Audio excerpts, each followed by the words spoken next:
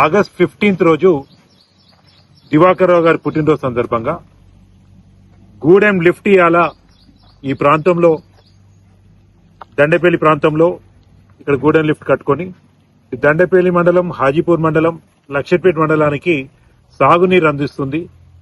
3 టీఎంసీల నీళ్లు, 8,500 కోట్ల లీటర్లు, 30,000 ఎకరాలకు ప్రతి సంవత్సరం సాగునీరు అందిస్తున్న ఇంత గొప్ప ప్రాజెక్ట్ ఈ గూడెం లిఫ్ట్ ని ఈ ప్రాంతానికి తీసుకొచ్చింది దివాకర్ రావు గారు. రాష్ట్రంలోనే మొట్టమొదటి లిఫ్ట్ కేసీఆర్ గారు ఓపెన్ చేసింది గూడెం లిఫ్ట్. సో దివాకర్ రావు గారు పుట్టినరోజు సందర్భంగా రైతులకు ఇంత పెద్ద కార్యక్రమం చేసిన దివాకర్ రావు గారికి కృతజ్ఞతగా ఇక్కడ మనం కేక్ కట్ చేసి వారికి ధన్యవాదాలు తెలియజేద్దామనే ఒక కార్యక్రమం ఇక్కడ రైతులు, బీఆర్ఎస్ పార్టీ నాయకులు తీసుకోవడం జరిగింది. అక్కడ వచ్చిన రోజు గేటు లాక్ చేసి ఉండే, గేటు పెట్టుంటే సిబ్బందిని అడిగినరు, మా సార్ పుట్టినరోజు మేము ఇలా ఇక్కడ కేక్ కట్ చేసుకుందామంటే మీరు మా డిఈ గారికి ఫోన్ చేయమని చెప్పడం జరిగింది. డిఈ గారికి మా చుంచు శ్రీనివాస్ గారు ఫోన్ చేసి అడగడం, అదేముంది బర్త్డేనే కదా కేక్ కట్ చేసుకోండి, పెద్ద ఇబ్బంది ఏం లేదని చెప్పినారు. డిఈ గారి అనుమతితోని సిబ్బంది గారు గేట్ ఓపెన్ చేస్తే మా వాళ్ళు లోపలికి పోయినారు, కేక్ కట్ చేసుకున్నారు. ఆ తర్వాత మళ్ళీ బయటకు వచ్చి కొంతసేపు అందరు కూడా మాట్లాడుకొని ఎటోలాట్ వెళ్ళిపోయారు.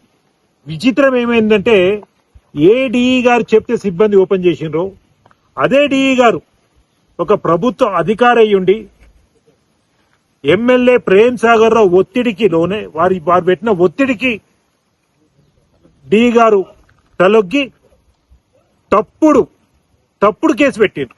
ఒక అధికారి అయ్యుండి ఎమ్మెల్యే ప్రేమ్ సాగర్ రావు చెప్తే తప్పుడు కేసు మా వాళ్ళ మీద పెట్టిండ్రు. బలవంతంగా లోపలికి వెళ్ళిందని లేదా సిబ్బందితోని డిస్కస్ చేసిందని అబద్దాలను ఆ కంప్లైంట్ రాసి ఇవ్వడం జరిగింది. ఇంతకంటే ముందు కాంగ్రెస్ నాయకులు పిటిషన్ ఇచ్చారు. పిటిషన్ ఇస్తే పోలీసు వాళ్ళు గూడెం లిఫ్ట్ లో జరిగిన దానికి మీరు కంప్లైంట్ చేస్తే మేము తీసుకోమంటే అప్పుడు ఎమ్మెల్యే గారికి ఫోన్ చేసి డిఈ గారి మీద ఒత్తిడి చేసి మా ఒక బీఆర్ఎస్ పార్టీ నాయకులు 17 మంది మీద కేసు పెట్టారు. పూర్తిగా దీన్ని ఖండిస్తున్నాం. అధికారులు కూడా ఏ పార్టీ ప్రభుత్వం కూడా శాశ్వతం కాదు. 10 సంవత్సరాలు బీఆర్ఎస్ పార్టీ అధికారంలో ఉన్నప్పుడు కాంగ్రెస్ పార్టీ నాయకుల మీద ఏ ఒక్క అధికారితో కూడా మేము కేసు పెట్టియలే అనే విషయాన్ని కూడా మీరు గ్రహించాలని నేను చెప్తున్నా.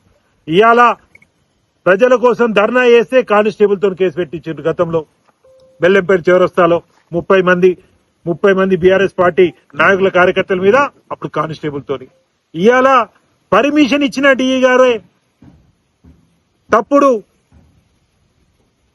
ఏదైతే కంప్లైంట్ ఇచ్చి మా వాళ్ళ మీద మళ్ళా కేసు పెట్టడం జరిగింది.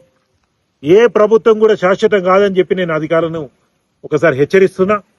ఇవాళ ఇదే ప్రభుత్వాన్ని అడుగుతున్నా, అధికారులను అడుగుతున్నా, ఎమ్మెల్యే గారి కుటుంబ సభ్యులు వారి సతీమణి ఫోటో ఫ్లెక్స్ ల మీద ఉంటది. అధికార పార్టీ ఫ్లెక్స్ ల అధికార ప్రోగ్రామ్, గవర్నమెంట్ ప్రోగ్రామ్ జరుగుతా అంటే కలెక్టర్ గారు అటెండ్ అయితే వెనుక ఫ్లెక్స్ ల ఎమ్మెల్యే గారి సతీమణి గారి ఫోటో ఉంటది. కళ్యాణ లక్ష్మి చెక్కులు పంపిణీ చేస్తారు. షాదీఖానా అక్కడ హాల్లో మంచిర్యాల అక్కడ ముఖ్య అతిథి అని వారి ఫోటో ఉంటది. ఇలా రేషన్ షాప్ల కాడికి పోయి చూడండి, ఎమ్మెల్యే గారి కుటుంబ సభ్యుల ఫోటో ఉంటది. ఏమైంది మీ అధికారులకు? ఎమ్మెల్యే గారి కుటుంబ సభ్యుల ఫోటోలు అధికార కార్యక్రమాల మీద, అధికార ఫ్లెక్స్ల మీద కలెక్టర్ గారు పక్కకున్నప్పుడు ఏమైంది మీ చట్టం అని నేను అడుగుతున్నా. ఎందుకు అప్పుడు కంప్లైంట్ చేయలేదని నేను అడుగుతున్నా. ఇవన్నీ కూడా మా దగ్గర ఆధారాలు ఉన్నాయి. మొన్న పీపీటీ ప్రజెంటేషన్ ఇచ్చి మీ అక్రమాలు ఎట్లయితే ఆధారాలు చూపించినామో ఇవన్నీ కూడా పేపర్లో రాసిన ఆధారాలు ఉన్నాయి. ఈ అధికారులకు చెప్తున్నా, రేపు మళ్ళా కేసీఆర్ గారు ముఖ్యమంత్రి అయిన తర్వాత ఈ ఆధారాలతోనే ఆ రోజు ఎమ్మెల్యే గారి వారి ఒక ప్రోత్బలంతో, వారి గుండాయిజం, రౌడీజంతో అధికారులను బలవంతం పెట్టి ఫోటోలు పెట్టించిన సంగతి మళ్ళా ఇదే అధికారులతో కంప్లైంట్ ఇప్పిస్తామన్న సంగతి కూడా చెప్తాం. అప్పుడు వాళ్ళకి స్వేచ్ఛ ఉంటది, ఇప్పుడు వాళ్ళకి స్వేచ్ఛ లేదు.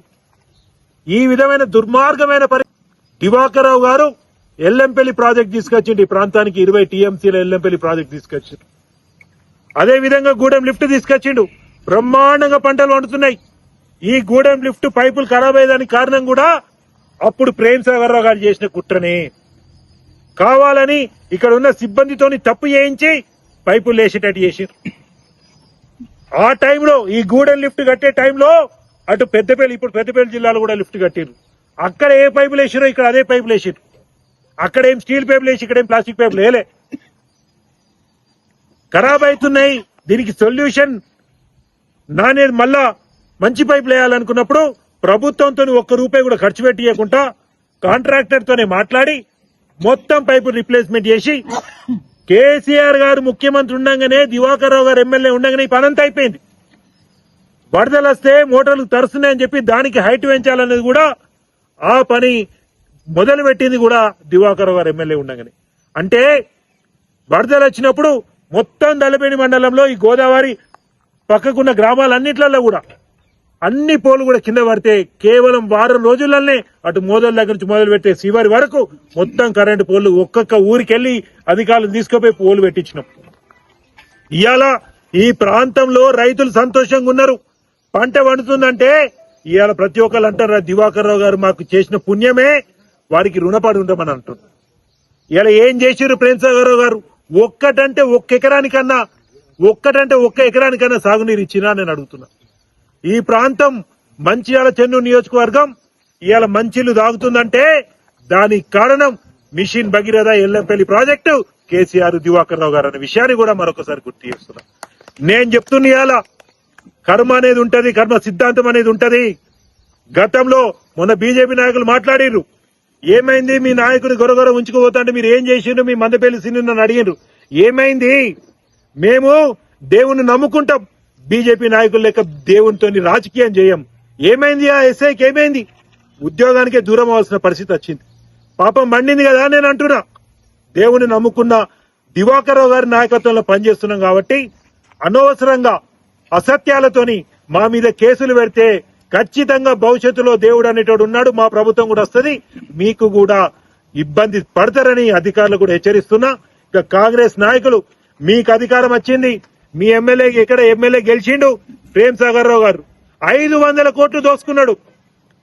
ఎన్ఓసీలు ఒక్కొక్కటి ఎన్ఓసీలు మన పీపీటీ ప్రజెంటేషన్ పెట్టినాం, దానికి సమాధానం లేదు. విదేశాలలో ఆస్తులున్నాయి, 4 సార్లు పోటీ చేసిండు ఎమ్మెల్సీగా, అక్కడ కాగజ్ నగర్ లో ఎమ్మెల్యేగా, తర్వాత మంచిర్యాల 2 సార్లు ఎమ్మెల్యేగా పోటీ చేసిండు. 4 సార్లు పోటీ చేస్తే ఒక్క అఫిడవిట్ లో కూడా విదేశాలలో ఆస్తున్న విషయాన్ని అక్కడ పెట్టలేదు, ధృవీకరించలేదు. అదే విషయాన్ని మేము రేపు సాక్ష్యాలతో సహా మేము ముందు పెడతాము. మీరు రాజకీయ సన్యాసం తీసుకోవాలి, ఈ మంచిర్యాలకు మీరు చేసిన చెడు సాలు, ఈ మంచిర్యాలు వదిలిపెట్టి పోండి, ఈ సవాలుకి సిద్ధమా అంటే దానికి సమాధానం లేదు. ఏదైనా తప్పుడు కేసులు పెట్టాలి, గుండాయిజం రౌడీయిజం తోని బీఆర్ఎస్ పార్టీ నాయకులను ఇబ్బంది పెట్టాలని చూస్తుండ్రు. కానీ గడిచిన 2.5 సంవత్సరాలుగా బీఆర్ఎస్ పార్టీ కుటుంబ సభ్యులు, బీఆర్ఎస్ పార్టీ నాయకులు, కార్యకర్తలు మీరు ఎన్ని కేసులు పెట్టినా, ఎన్ని దౌర్జన్యాలు చేసినా మేము తట్టుకుంటున్నాం. మేము ఇంకా గట్టి అయినాం, మొండి అయినాం. ప్రజల కోసం, ప్రజాస్వామ్యం కోసం, బీఆర్ఎస్ పార్టీ కోసం మళ్ళా కేసీఆర్ గారిని ముఖ్యమంత్రి చేయాలనే లక్ష్యంతో మేము ముందుకు పోతున్నాం. మీరు ఎన్ని అరాచకాలు పెట్టినా మేము తట్టుకుంటాం. రేపు మళ్ళా మా ప్రభుత్వం వచ్చిన తర్వాత చట్టపరంగా మీరు చేస్తున్న ఈ తప్పు అన్నిటికీ కూడా మీరు శిక్ష అనుభవించక తప్పది, జాగ్రత్త అని కూడా నేను కాంగ్రెస్ నాయకులను హెచ్చరిస్తున్నా. మేమేం తప్పు చేయలేదు. నేను సవాల్ చేస్తున్నా, మీ ఎమ్మెల్యే ప్రేమ్ సాగర్ రావు గారికి దమ్ముంటే 57 ఎకరాలు మేము కబ్జా చేసింది అన్నాడు కదా, అది దీమని గిన్నిసార్లు చెప్తా అంటే చెవుల సీసం పోసుకున్నాడా? ఎందుకు వినబడతలేనని అంటున్నా. దమ్ముంటే 57 ఎకరాలు దివాకర్ రావు గారి కుటుంబం, నడిపెల్లి విద్యుత్ గారు చేసినన్నాడు కదా కబ్జా, తీయి 57 ఎకరాలు తీ ఫెన్సింగ్ పెట్టమంటే ఎక్కడ పోయినావు, ఎందుకు వినబడతలేదని నేను అంటున్నా. పొద్దున్న లేతే వసూలు చేసుడు, గుండాయిజం, రౌడీయిజం, భూ కబ్జాలు, పేదవాళ్ల దగ్గర గుంజుకోవడం, ఇదే కార్యక్రమం తప్ప ప్రజలకు మేలు చేయాలన్న ఆలోచన లేదు. ఇకనైనా ఒక 2 సంవత్సరాలు మీకు బాకీ ఉన్నది. ఇక జీవితంలో మళ్ళీ ఈ కాంగ్రెస్ పార్టీ రారు, మళ్ళీ ఈ ప్రేమ్ సాగర్ రావు ఎమ్మెల్యే గెలవడు.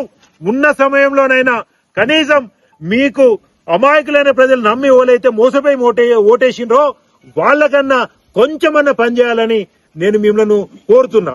మరొక్కసారి చెప్తున్నా, బీఆర్ఎస్ పార్టీ నాయకులు దివాకర్ రావు గారి నాయకత్వంలో చాలా గట్టిగా ఉన్నారు, చాలా మొండిగా ఉన్నారు. కొట్లాడతాం. ఏ కేసులు పెట్టినా భయపడేది లేదు. కానీ ఒకటి గుర్తుంచుకోండి, మీకున్న 2 సంవత్సరాలు, మాకుండబోయేది 20 సంవత్సరాలు. మళ్ళా మీరు తట్టుకుంటారా ఆలోచించుకొని మా నాయకుల జోలికి, మా కార్యకర్తల జోలికి రావాలే. ఒకసారి వస్తే తిరిగి మళ్ళా అదే పనిష్మెంట్ మీకు చట్టపరంగా ఉంటుందనే విషయాన్ని కూడా మీ అందరికీ తెలియజేస్తున్నా. జై తెలంగాణ.